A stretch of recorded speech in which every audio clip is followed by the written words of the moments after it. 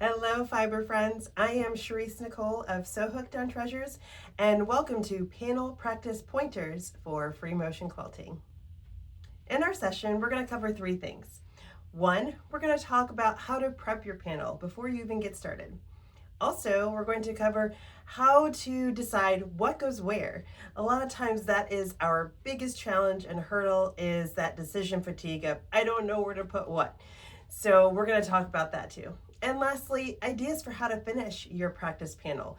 There are a variety of options. We're just going to talk about a few just to give you some choices in case there's some things you hadn't thought of. Before we get into the three main topics that I know you want to hear about, I just wanted to give you a brief high-level overview of some of the panel type options that are out there. They can be very detailed or very simple. For example, simplicity. If you are new to free motion quilting, we have something like this. This is actually a panel I made from my Stay Focused quilt pattern, without having to go through all the piecing and all that, which this is small. This is about a pillow size. It gives you that time to save and getting the panel and still being able to practice. And if you like it, you can still use it afterwards. That's a good part about it. There are also more detailed panels. For example, this is a quarter of one of the Dream Big panels that I did a few years ago. I took I believe it's 40 or 42 inches square, somewhere around there, panel, and cut it into quarters so I could make usable throw pillows to use. I did multiple designs throughout the panel to practice the different things that I have learned, but you can get really detailed. Also, there are some really fun ones. If any of you and I have met before, you know how much I love Barbie, right? So I have this Barbie panel from Riley Blake Designs that I also did a few years ago. I was simple in some spots and then more detailed and elaborate in others. That's one of the cool things about the panel, is that you can change it up. They don't all have to be super fancy or anything like that, but you can mix in a variety of textures and styles in your quilting that we'll talk about later. Also, there are fun Christmas panels out there. Even like Riley Blake did one with all their new confetti cotton colors a couple years ago, once they introduced their new colors. So there's like a full panel of each of the swatches of their confetti cotton solids. So have fun with them. There are many panels that are out there, and I encourage you to not be shy when it comes to them, and it gives you a great practice space without having to go through the piecing of the quilt top or anything like that, and just get straight into the quilting, which a lot of times that's really what I want to get to anyway. When you prep your panel, you are going to baste it as you normally feel comfortable doing, whether it's spray-based, pinning, whatever is your preference. That's perfectly fine. I encourage you to think about the option of how many layers of batting you use. Normally, most of our quilts, we only use one layer of batting, and that's fine. It still shows the texture of the quilting, and it still gives that fullness to keep us warm and cozy. When it comes to free motion quilting and adding in a second layer of batting, the cool thing is that your quilting really pops more. So you're gonna get more puffiness, if you will, more depth and more texture showing when it comes to using that second layer of batting. I have used 2 layers in this panel when I did it, and it does make it heavier, so fair warning, you are going to feel the weight more with 2 layers of batting. However, if you're starting with practicing something simple, like with this pillow size or wall hanging size panel of my Stay Focused pattern, then it does make it way more manageable when you're using those 2 layers. But while you're playing and practicing the FMQ that you have learned over the days and the weeks and all that kind of good stuff, try it. Give it a shot because you might find that you like it. You never know. So something to consider when you are prepping your panel. The other thing is too, is panels tend to have lots of designs. Like I said, they could be more detailed or they can be super simple. When you get it basted in your 1 or 2 layers of batting, of course with your backing fabric too, is you will find it helpful to outline your pattern. So whatever pattern is on your panel is to outline it with a straight stitch on your sewing machine. And that is one to simulate your seam lines that you would normally have on a quilt top.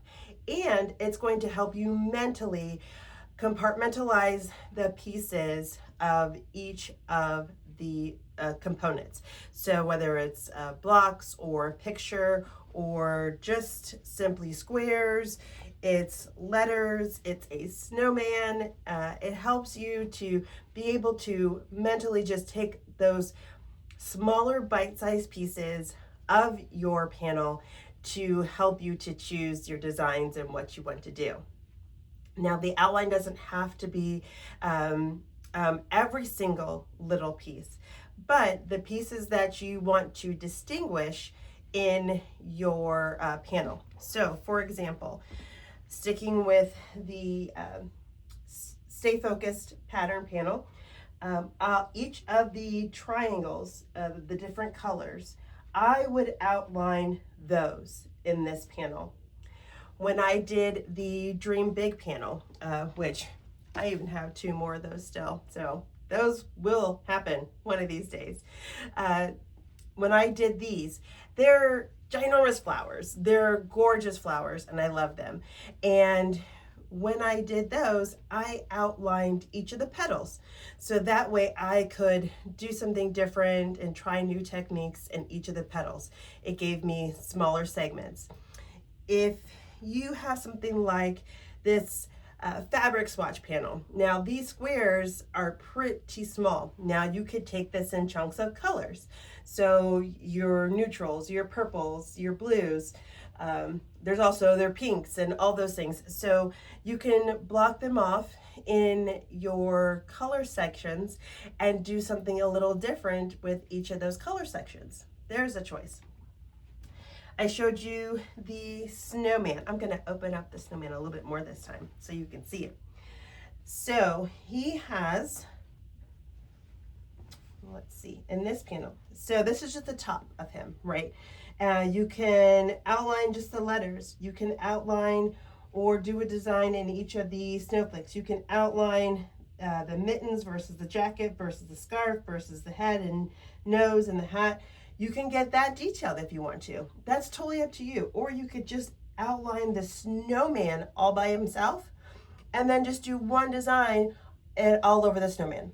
So choices. I know sometimes that can be difficult. The good news is you can get more than one. So there's that option. And with each of the panels that you do, you can try different things.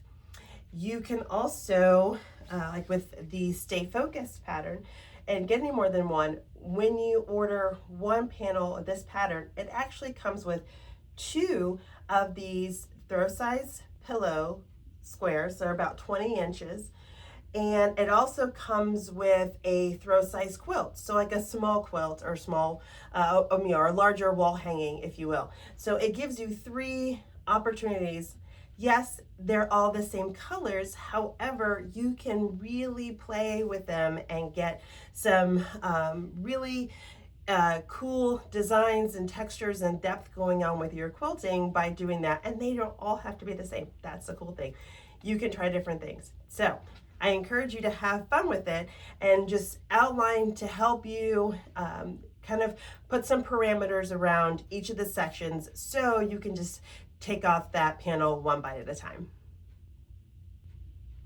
So that leads me into how to quilt it and where. That can be one of the biggest hurdles. However, the good news is you can't choose wrong. It can't be wrong because it's yours. You're the artist, you're the decision maker, and that's the final say. So it doesn't matter what you put where. You are more than welcome to quilt it however your heart desires. Now, if you need help kind of narrowing it down what those ideas may be, here's a thought. So for those of you that are watching this during the 2026 Free Motion Quilting Summit, you can take all the lessons that you learned during this summit alone and just practice those in the panel that you have. Just those. So whether it's a feather design, the swirl design, there's several others, is just taking those and using them on your panel. And that's it.